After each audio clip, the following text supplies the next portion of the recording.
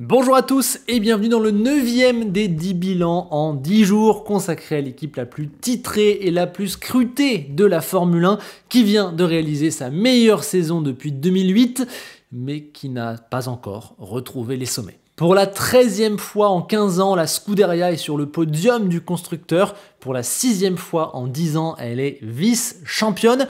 Mais 2024, dans la continuité de 2023, a apporté des choses qui laissent penser que la saison prochaine sera peut-être enfin la bonne, ou alors peut-être celle d'après, ou alors encore celle d'après. Peut-être.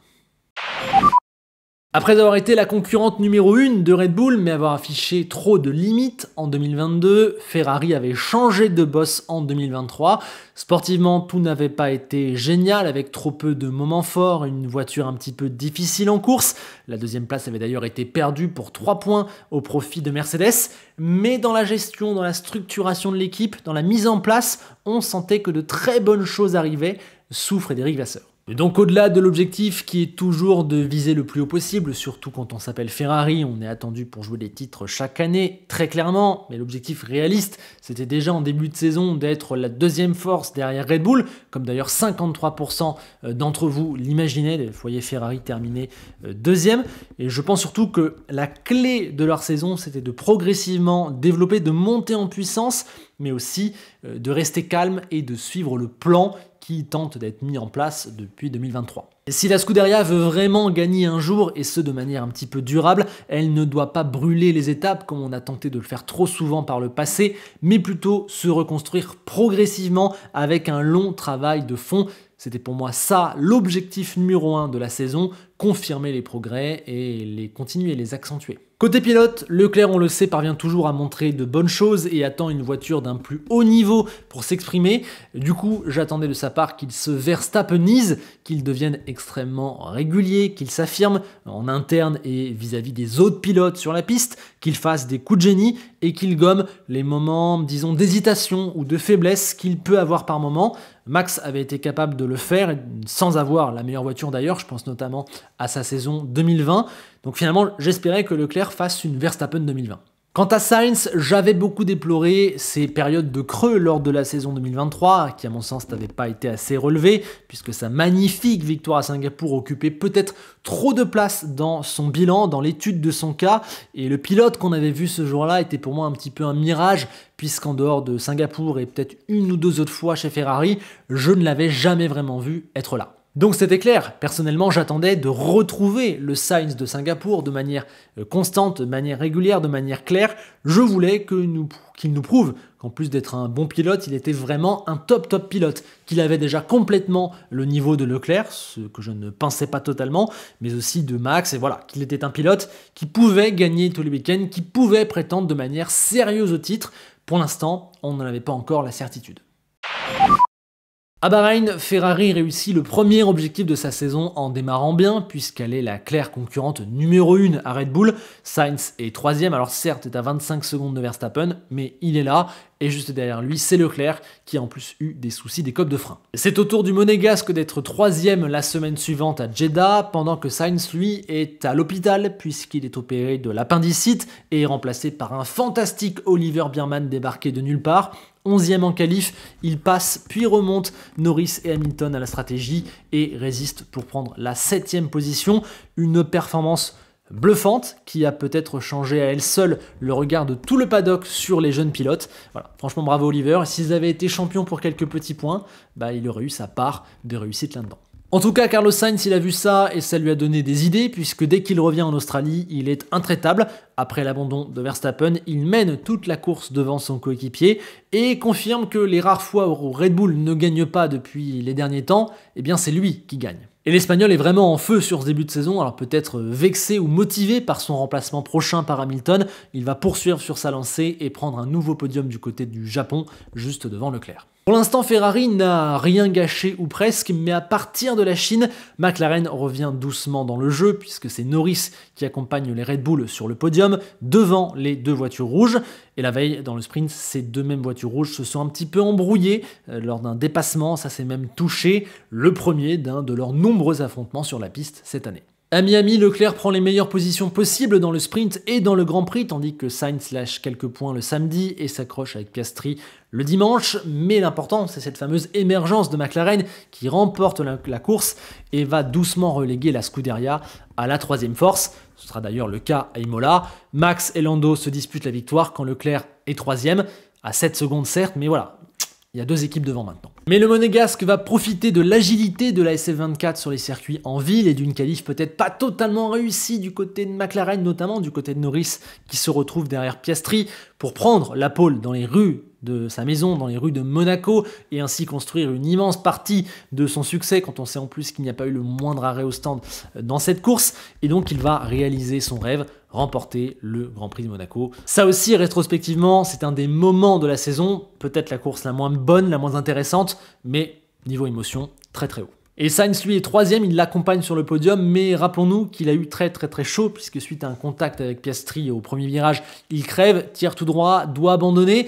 Finalement, drapeau rouge, donc il peut reprendre part à la course, mais en plus il est reclassé troisième, puisqu'à cause de l'immense carton derrière lui, Guan Yu Zhou a été bloqué, n'a pas passé la ligne de détection au bon moment, et au lieu de recommencer dernier, Sainz recommence troisième, et donc tient bien son podium. À ce moment-là, Ferrari est deuxième, voit Red Bull tomber de son piédestal, McLaren arriver mais ne pas sembler encore totalement prête, il y a donc un beau coup à jouer, mais la saison va dérailler lors des 4 courses qui arrivent et qui coûtent finalement très cher dans le bilan final. D'abord le Canada, les températures froides ne correspondent absolument pas à la voiture, les 2 pilotes sortent en Q2, puis le moteur de Leclerc lâche en course et Sainz part en toupie dans Albon, ce sera le seul 0 pointé de l'année. Il est suivi d'un autre coup dur en Espagne puisque l'évolution introduite ne marche pas comme espéré et fait passer Ferrari à la 4e force du championnat, très dur, ce sera d'ailleurs aussi dur en Autriche où en plus Leclerc est touché au départ par Piastri et où Sainz lui ne peut être que entre guillemets 5e au moment où les 2 leaders s'accrochent et où donc c'est Mercedes qui récupère la victoire. Et puis à Silverstone, une nouvelle fois, les températures froides font du mal. Sainz est 5e, mais très loin des équipes de devant. Leclerc, lui, est sorti en Q2, a été mis sur la mauvaise stratégie et ne marquera pas le moindre point. Voilà, c'est dur. Sur ces 4 courses, Ferrari a perdu énormément, puisque McLaren a marqué 111 points, Red Bull 97 et la Scuderia 50. C'est là que ça se perd. La fin de la première partie de saison est moins douloureuse, mais toujours pas idéale. On n'est pas revenu au niveau d'avant. Leclerc va être derrière Hamilton en Hongrie. Et puis, alors qu'il partait en pole à Spa, il ne va pouvoir faire mieux que 4e derrière les Mercedes encore une fois. Finalement 3e après la disqualification de Russell. Leclerc mène l'équipe, mais pour l'instant, il a 100 points de retard sur Verstappen. Et aussi, McLaren vient de piquer à Ferrari la 2e place du constructeur. Mais à la reprise à Zandvoort, on va doucement mettre le doigt sur quelque chose. C'est vrai que la qualif a été difficile et que Norris est loin devant, mais lors du Grand Prix, les 2 pilotes remontent et Leclerc finit par fortement menacer Verstappen. Et ainsi, à partir de là et jusqu'à la fin de la saison, Ferrari va être de retour complètement dans le coup. À Monza, Leclerc profite du manque de consignes et d'une mauvaise stratégie du côté de McLaren pour aller chercher une magnifique victoire avec un seul arrêt sur la piste de rêve pour les Rouges. Peut-être sa victoire des 3 que j'ai trouvé la plus forte, la plus impressionnante, même si Monaco revêt un caractère spécial. À Bakou, il joue de nouveau la victoire, mais va se la faire chipper par Oscar Piastri qui le surprend au premier virage avec cette McLaren qui était extrêmement rapide en ligne droite, qui n'a pas pu aller récupérer. Et autre coup dur pour Ferrari dans cette course, c'est l'accrochage entre Sainz et Perez qui coûte de gros points et qui rétrospectivement fait mal parce que peut-être que ce jour-là s'envole 15 points, peut-être même plus vis-à-vis du fait que Norris remonte. Bon, voilà, dur. Singapour aussi restera comme frustrante puisqu'à cause d'une mauvaise gestion des températures pneus en qualif, les 2 pilotes partent 9e et 10e et du coup le lendemain ne peuvent pas disputer la victoire à Norris et ne peuvent remonter même que 5e et 7e alors que je pense qu'il y avait bien mieux à faire. Pas grave, la Scuderia se rattrape à Austin où elle profite largement de la bagarre entre Norris et Verstappen pour signer le 2e doublé de la saison, cette fois Leclerc devant Sainz, puis d'enchaîner sur une nouvelle victoire au Mexique, cette fois Sainz, après une nouvelle bagarre entre les 2 concurrents au titre qui aura largement ralenti Norris. Et donc avec maintenant seulement une 30aine de points de retard sur McLaren au constructeur, Ferrari peut y croire, mais la vérité c'est que les papayes ont plus de performance et aussi que les températures froides du Brésil n'aident pas encore une fois. Pourtant, Leclerc, lui, est parfait du début à la fin, dans le sprint, dans la qualif, dans la course, et parvient à être 5e, pendant que Norris fait des erreurs, et malheureusement que Sainz, lui, termine dans le mur. Juste après, les Rouges ne profitent pas pleinement de la méforme de McLaren à Vegas, puisque ce jour-là, les Mercedes sont complètement injouables. Il y aura bien des points repris au Qatar, suite à la pénalité de Norris et la deuxième place d'un Leclerc à nouveau très performant. Mais la vérité, c'est qu'ils sont un petit peu en dessous, et à Abu Dhabi, les papayes prennent bel et bien le titre, et ce, malgré le fait que Piastri ait été mis dehors au premier virage. Sainz, lui, ne pourra jamais réellement inquiéter Norris pour la victoire, tandis que Leclerc signe une des plus belles performances de la saison en remontant de la 19e à la 3e position. Mais à l'arrivée, la Scuderia échoue donc à prendre une 17e couronne pour 14 petits points. Malgré cette perte du titre assez frustrante quand on regarde les quelques unités qui ont pu être perdues à certains endroits et surtout sur ces 4 courses au milieu de la saison, eh bien 2024 restera pour moi une extrême satisfaction pour Ferrari puisque l'équipe a encore passé des paliers sur tous les plans. Sur le plan, disons, organisationnel, ce qu'on pourrait appeler l'exécution, les stratégies, la gestion, notamment la gestion des pilotes, la communication, l'organisation interne, la fluidité des opérations, on est vraiment dans la continuité de ce qui est mis en place depuis l'arrivée de Vasseur. C'est propre, ça déroule, tout le monde connaît son rôle, même les moments chauds sont désormais plutôt bien gérés. Il y a eu une énorme restructuration, et là, clairement là-dessus, c'est le jour et la nuit par rapport à avant. Il y a eu une révolution par rapport à ne serait-ce que l'ère Binotto. On a l'impression que ce n'est pas du tout les mêmes personnes et la même équipe. La culture Ferrari a changé, et pour le meilleur. La grande satisfaction, elle est aussi sur le plan technique. Alors certes, je considère que pour moi, McLaren a clairement fait du meilleur travail, non seulement parce qu'elle n'a jamais raté la moindre évolution cette année, mais aussi parce qu'au global, elle a clairement eu une meilleure voiture. Mais le travail de Maranello a été absolument énorme. Et ce que j'ai surtout aimé, c'est qu'il s'est appuyé sur les acquis du passé. Cette année, pour la première fois depuis un moment, la voiture était meilleure en course qu'en qualif et a donc pu être redoutable les dimanches et donc jouer vraiment quelque chose durablement, alors que les saisons précédentes, le schéma classique c'était une pole de Leclerc et finalement une 4e place à l'arrivée. Aux mains de 2 des meilleurs pilotes de ce plateau, eh bien cela donne 5 victoires extrêmement méritantes, plus que Mercedes qu'on a évoqué il y a quelques jours par exemple, et ça donne aussi 22 podiums, aucune équipe n'a fait mieux, c'est un très positif. Le revers de la médaille, forcément, c'est peut-être quelques dixièmes manquant parfois le samedi, une voiture qui avait aussi du mal à gérer ses pneus, mais du coup ça leur permettait aussi de mieux les conserver en course et d'avoir un vrai avantage là-dessus. Voilà. Clairement, cette SF24 était techniquement redoutable. Enfin, chez Ferrari, il y avait quelque chose. Malgré tout, à l'arrivée, on ne peut que regretter cet upgrade raté au niveau de l'Espagne qui leur a fait perdre 5-6 courses pour revenir dans le jeu. À ce moment-là, McLaren et Verstappen ont pu engranger et ça coûte très cher à l'arrivée. Après, à partir de Zandvoort et puis complètement à partir de Monza, ils sont revenus dans le jeu, prouvant donc pour moi une vraie capacité d'analyse, une vraie aussi sérénité au sein de l'équipe. C'est très positif. Mais voilà, il y a un quart de l'année où ils ont un petit peu disparu, ils ont perdu le contact. À l'arrivée, ils étaient bel et bien, je pense quand même au global, la deuxième force de ce championnat. Ils auraient pu prendre le titre grâce au niveau de leur pilote qui a été excellent, grâce à une meilleure exécution que du côté de chez McLaren. Ça crée forcément une petite frustration, surtout après autant d'années d'attente. Mais la vérité, c'est que Ferrari a été très bon, que le Ferrari de Vasseur ne cesse de s'améliorer et vient, oui je le pense, de réaliser sa meilleure saison depuis 2008. Côté pilote, je trouve qu'on peut faire à peu près le même bilan pour Charles Leclerc qui pour moi vient de faire sa meilleure saison en Formule 1. Il a été d'une constance et d'une irréprochabilité complètement infaillible. Il n'y a quasiment rien à enlever dans son année. De toute façon, il n'a quasiment jamais quitté le top 5. Il a signé 13 podiums, soit seulement un de moins que le champion Verstappen. Ces 3 victoires sont probantes. Il a, sur la globalité de la saison, dominé Sainz. C'est quasi parfait. Le paradoxe, c'est qu'un petit peu comme la voiture, il a été moins performant cette année en qualification que par le passé où généralement il excellait, là on le voit vis-à-vis de Sainz. Il a eu quelques soucis au début et à la fin, notamment avec la mise en chauffe des pneus, mais là où sa saison est du coup particulièrement réussie, c'est sur sa montée en puissance lors des courses. Quasiment aucune erreur, une excellente gestion des pneus, comme il l'a par exemple montré à Monza, c'était vraiment une menace permanente pour les autres qui étaient tout le temps là pour récupérer des podiums, voire des victoires. Voilà, j'ai adoré ce Leclerc-là et je pense que cette année, il a débloqué des choses dans son QI de course, dans son racecraft. Ce qui me frappe, c'est vraiment la constance. Il y avait un côté infaillible. Leclerc allait être là tous les dimanches. On a beaucoup parlé, par exemple, à raison de l'excellent début de saison de Carlos Sainz. Eh bien, finalement, Leclerc n'est à chaque fois pas si loin et surtout va être meilleur plus longtemps puisque de Bahreïn à Monaco, il a 8 de moyenne et ne va finalement jamais vraiment baisser le pied puisqu'il termine l'année avec 7,8. Au final, même dans la période de creux de Ferrari, il n'a pas vraiment sombré. Son pire moment, c'est Silverstone, c'est sa pire note, c'est son pire week-end, mais c'est en partie aussi imputable à la mauvaise stratégie avec les pneus pluie. Et puis, depuis la Hongrie, là, il a un niveau complètement énorme, et ce jusqu'à la fin. On peut regretter la qualification de Singapour, on peut regretter la diff de perf par rapport à Sainz à Mexico et un peu à Vegas, mais c'est absolument tout, et il n'y a qu'à voir comment il termine l'année à Abu Dhabi pour comprendre ce qu'il a fait. Bref, pour moi, seul Verstappen a fait une meilleure saison que Leclerc et je crois que ce Leclerc-là est prêt à recevoir Hamilton pour un duel qui, quoi qu'il arrive, va être le tournant de sa carrière. Franchement, j'ai hâte. Sainz, lui, me semble avoir atteint des hauts plus hauts que sur les saisons précédentes, sur le côté être un top pilote. On l'a vu, ses 3 premières courses cette année, c'est énorme. Il a 8,7 de moyenne.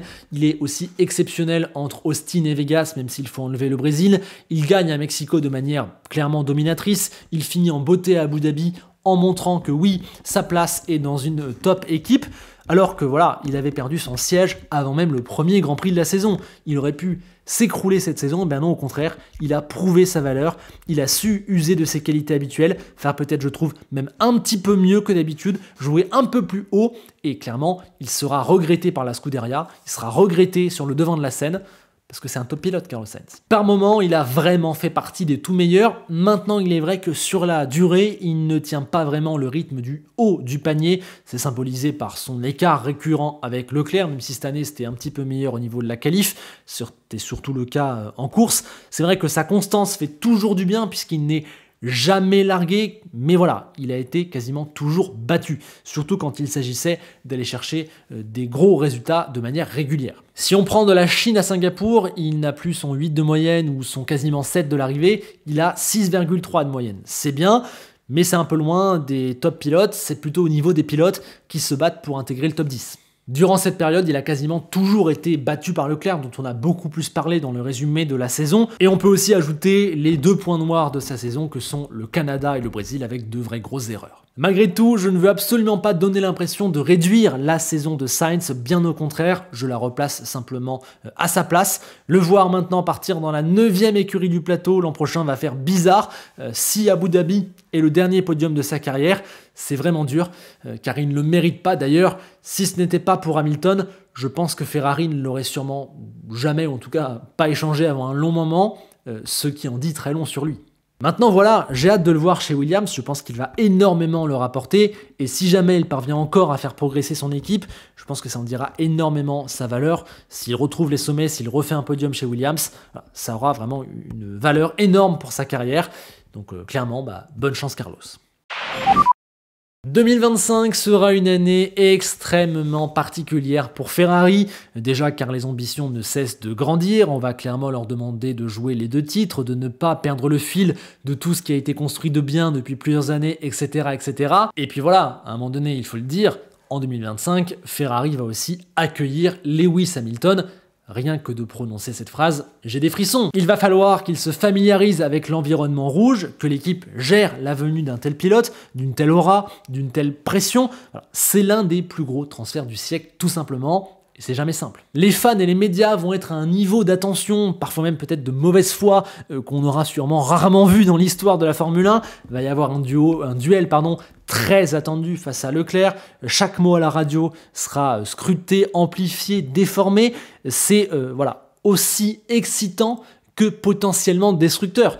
Ça peut devenir soit une machine injouable sur le papier, le Ferrari de Vasseur avec Leclerc Hamilton, magnifique, mais si ça marche pas, c'est effet boule de neige dans l'autre sens, ça peut être une catastrophe. Puis voilà, au-delà d'Hamilton, qui on l'a dit dans le bilan de Mercedes, devra nous apporter des réponses sur son niveau l'an prochain, devra nous montrer ce qu'il peut faire dans cette combi rouge, j'ai tellement hâte de le voir changer d'environnement. Bien n'oublions pas Leclerc qui rentre lui dans le moment le plus important de sa carrière. Ça va définir un petit peu quel est son vrai niveau. Il a l'occasion de battre Hamilton chez Ferrari et de devenir un grand, ou alors s'il est battu, sûrement que sa chance passera. Donc ça se joue maintenant. En tout cas, l'échec ne sera pas beaucoup permis à cette Scuderia qui doit, je le dis, jouer devant, mais aussi faire attention à ne pas se précipiter, à ne pas perdre de vue la restructuration qu'elle a bien mis en place et qui ne doit surtout pas s'écrouler. On attend maintenant de Ferrari qu'elle passe le dernier palier l'an prochain, qu'elle soit en phase avec toutes ses attentes monstrueuses. Et attention, en faisant tout ça, il ne faudra pas sacrifier 2026. Voilà. À la place de Fred Vasseur, je prends 5-6 jours là pour faire que dormir, parce que j'aurai besoin de réserve de sommeil l'an prochain. Et voilà, c'était l'avant-dernier bilan de cette saison. J'espère qu'il vous aura plu. J'espère que vous mettrez un petit like s'il vous a plu, que vous vous abonnerez. Et je vous attends évidemment dans les commentaires pour débriefer l'année 2024 de la Scuderia, se projeter sur la 2025 avec Leclerc, avec Hamilton. Ça va être absolument incroyable et nul doute que vous aurez des choses à me dire là-dessus. Maintenant, on passe à Enzo Ferrari. La réponse d'hier, 90 podiums pour Verstappen depuis 2019, seulement 31 pour ses 3 autres coéquipiers. Ouais, c'est 3 fois moins. Et la question du jour, elle est un peu technique, il faut se concentrer. Si Leclerc gagne à partir de 2025 10 courses par saison chaque année et qu'Hamilton n'en gagne plus jamais aucune, quand Leclerc atteindra-t-il les 105 victoires d'Hamilton? Remettez-vous en arrière si vous n'avez pas compris. Il y a un petit calcul à faire. Si vous avez la flemme, je vous donne la réponse demain. Allez, à demain.